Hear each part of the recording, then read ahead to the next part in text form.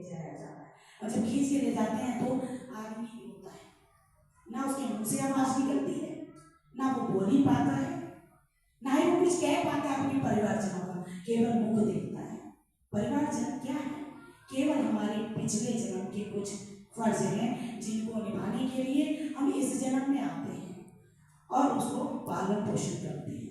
वो भी आपको पालन नहीं कर सकते क्योंकि आपने उनसे इतना मोह किया है। आप लास्ट समय उन्हीं का चिंतन कर रहे हैं, सदगुरु का चिंतन नहीं कर रहे। आप भगवान राम जी का नाम नहीं ले रहे, आप ठाकुर जी का नाम नहीं ले रहे, आप केवल अपने परिवार में बच्चों का मोह कर रहे। जब आप मोह करते हो तो आप फिर से उसी धरती पे उसी योनि में आते हो। लास्ट समय हमें मोह नहीं करना, मोह करेंगे तो हम फिर उसी जन्म में आए वही, क्योंकि जैसे भागवत जी है, भगवत में बताया है राजा भरत जी को वही योनि को मिला है। जो हम मोह करते हैं, अपने बच्चों से मोह कर रहे हैं, तो हमें उसी घर में छिपकली का रूप बन के आना पड़ेगा, कुत्ते का रूप बन के उसी घर में आएगा। इसीलिए हमें केवल उनका फर्ज अदा करना है, ना कि उसमें आसक्त रहना है। पत्नी बच्चों में हमें आसक्त किसमें होना है? प्रभु चिंतन में। गृहस्थ में रह के, गृहस्थ आश्रम से बड़ा कोई आश्रम नहीं, सबसे बड़ा गृहस्थ आश्रम कहा गया है। और गृहस्थ आश्रम में ही रह के हमारे गुरु नानक जी देव जी ने तपस्या करी है, लोगों को बताया है कि गृहस्थ आश्रम में रह के भी हम भगवान तक पहुंच सकते हैं। हमें कोई संन्यास आश्रम ग्रहण करने की आवश्यकता नहीं है, लेकिन हम उस मार्ग में जाएंगे तब हम गृहस्थ में रह के भी प्रभु तक पहुंच सकते हैं, और एक कोने में एकांत में अपने परिवार से अलग रह के भी प्रभु का मार्ग को अपना सकते हैं। थोड़ी देर के लिए प्रभु के मार्ग की तरफ हम बढ़े और चिंतन करें। हमारी उम्र है 50 साल तक जो हमारी गृहस्थ जीवन की है, उसके बाद वानप्रस्थ शुरू होता है। वानप्रस्थ यानी 51 का मतलब होता है वानप्रस्थ। वानप्रस्थ का मतलब है अपनी, जो आप बुजुर्ग हो गए, आप 50 से ऊपर चले गए, तो आप अपनी संतान को उनकी जिम्मेदारियों से मुक्त, उनके ऊपर देके अपने आप को मुक्त करिए। उस जाल में मत फंसे रहिए। अगर उस जाल में आप फंसे रहेंगे तो आप भगवान को नहीं पा सकते। उम्र कितनी है आजकल कलयुग में? 50, 60, 70, इससे ज्यादा आपने बचता नहीं। फिर आपने चिंतन कब किया? प्रभु का तो काम ही नहीं लिया आपने, तो चिंतन करने की यही उम्र है हमारी कि हम छोटे से लेकर अभ्यास करें। अभ्यास करते करते जब हम अच्छे तरह हो जाए, फिर हम 50 के बाद ये नहीं कि गृहस्थ छोड़ दें, गृहस्थ को निभाते हुए आप भगवान की गुरुवाणी का आनंद ले सकते हो, उन तक पहुंच सकते हो।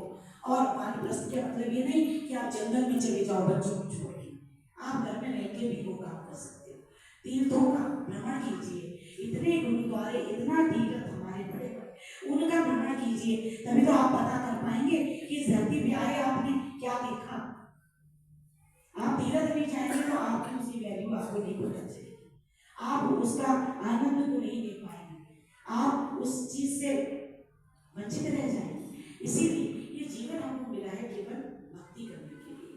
बार बार ये जन्म नहीं मिलेगा, और हमें इसी जन्म में जब मृत्यु हमारे नजदीक होती है तो यमराज खड़े होते हैं। जब एक पुरुष, कर्महीन पुरुष जाता है तो यमराज ही उसको लेके जाते हैं। ये पहले आप सोच लीजिए, समझ लीजिए। अगर कोई भगवान का अनुयायी है या गुरु का अनुयायी है, उसको गुरुदेव ही लेने आएंगे, उनके पार्षद ही लेने आएंगे, और आप उस चीज से बच जाएंगे। स्वर्ग और नरक की बड़ी प्यारी कथा है, बड़ा सुंदर एक है।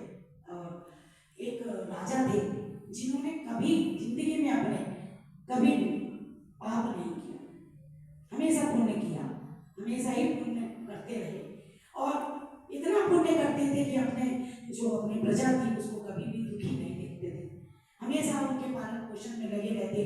कोई दुखी देखते उनका भी, उनके लिए भी सब कुछ करते, और कोई अपंग देखते उसका भी संभार अपने ऊपर लेते। इस तरीके से वो धन दान जो भी था उनके पास, वो अपनी प्रजा में लुटाते थे। और जब लुटाते थे कभी पाप नहीं किया, लेकिन अनजाने में एक पाप हो गया उनसे। जब पाप हो गया, ये सब कुछ लिखा जाता है, ये धर्मराज हमारे जो है वो सब लिखते हैं। वही शिव यमराज, वही धर्मराज जी। धर्मराज जी और यमराज जी कौन है? ये जो सूर्य देव निकल रहे हैं, इन्हीं के पुत्र यमराज जी। हम ऐसे प्रभु को नहीं देखते, ये साक्षात सूर्य और चंद्रमा के रूप में हम भगवान का चिंतन करते हैं। हम परमात्मा को तो इन्हीं रूप में देख रहे हैं, क्योंकि ये सभी के ऊपर अपनी जो है हम पे अपनी करुणा का भाव रख रहे हैं। कोई ऐसा तो नहीं कि पापी है उसके ऊपर नहीं कर रहे या अपना प्रकाश नहीं फैला रहे। यही इन्हीं को हम सूर्य देव के रूप में प्रकट हो रहे हैं, हम इन्हीं का नमन करते हैं। तो यही हमारे लिए परमात्मा स्वरूप है। तो ये यमराज और धर्मराज जी हमारे गणित लगाते हैं। हम मनुष्य योनि में आए हैं, इसका सारा चिट्ठा ये लिखते हैं। जब हमने कोई पाप किया तो उसको लिखेंगे, आपने पुण्य किया तो उसको लिखेंगे। फिर गिनती होती है आपकी, आपने पुण्य कितने करे हैं, पाप कितने। फिर वहां जाके आपको पता चलता है कि उसका नतीजा आपको क्या मिलेगा। तो ये बनावटी बातें नहीं, ये सत्य है और उसको भुगतना पड़ता है ऊपर जाके, जब आदमी मरता है।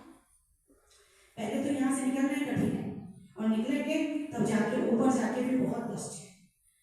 इस तरीके से वो राजा से एक पाप हो गया, तब यमराज जी उनको लेने आए। अब सारी जिंदगी तो पुण्य की है और लास्ट में जाके एक पाप हुआ, उसके लिए भी यमराज जी आ गए।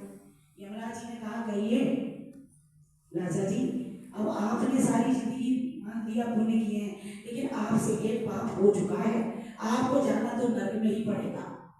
राजा कहते हैं जैसी इच्छा होगी हमें लेके चलिए आप। जब जाते हैं नर्क, तो सबसे पहले वो नर्क दिखाते हैं। क्या? नर्क की तरफ लेके चलते हैं। नर्क में 27 द्वार है और 27 द्वार में पहले जब हम घुसते हैं तो सबके द्वार में घुसते चले जाते हैं। नरकों में क्या है?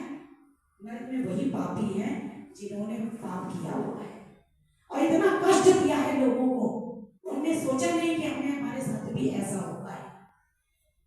बहुत सारे नरक में कुंड बने हुए हैं, लौह कुंड है, कुंभीपाक नरक है, कई घातक नरक है जो कि जिसमें हमें डुबोया जाता है, कीड़े हमारे ठोकी जाती हैं।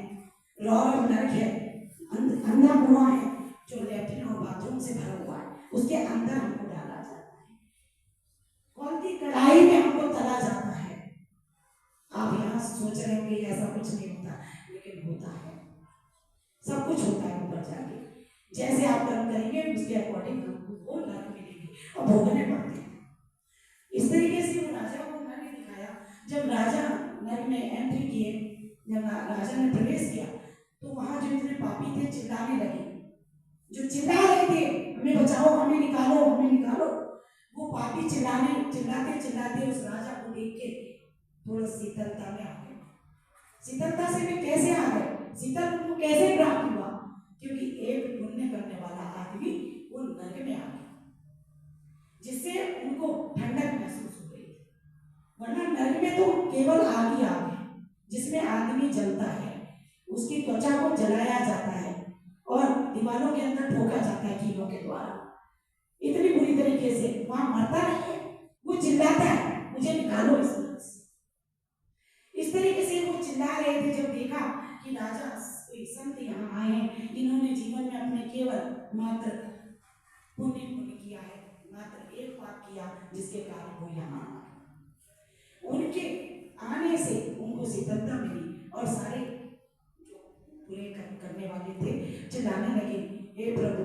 अब वो दूसरे नरक में ले जाते, वो सारे चिल्लाने लगे राजा जी आप यही रहिए, आपके रहने से हमारी त्वचा में हमें आराम मिल रहा है, हम जल रहे हैं, हमें बचा लीजिए, हमें इस नरक से निकाल लीजिए। राजा से देखा नहीं गया। राजा ने पूछा आप लोग किस दंड का यहाँ ये दंड भोग रहे हैं, कैसे आपने पापों को किया है, कैसे कर्म किया है आपने?